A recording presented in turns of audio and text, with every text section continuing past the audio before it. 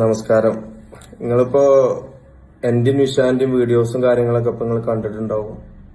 ഒന്നാമത്തെ ഒരു വിഷയം എന്ന് പറഞ്ഞിട്ടുണ്ടെങ്കിൽ ഇത് ജസ്റ്റ് ഒരു കണ്ടന്റിന്റെ രൂപത്തിൽ ചെയ്തൊരു വിഷയം.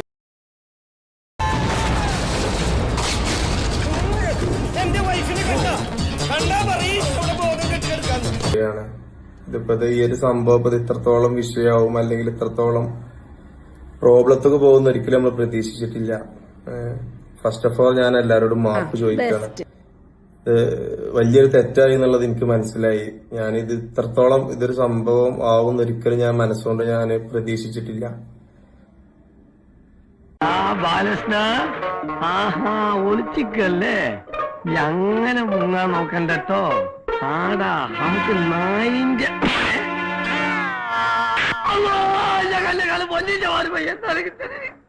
സോറി അപ്പോ എല്ലാവരോടും ഞാൻ മാപ്പ് ചോദിക്കുകയാണ്. ഞാനൊരു തെറ്റ് പറ്റിപ്പോയി. ഇനിയിപ്പോ അതിനെ ന്യായീകരിക്കല്ല.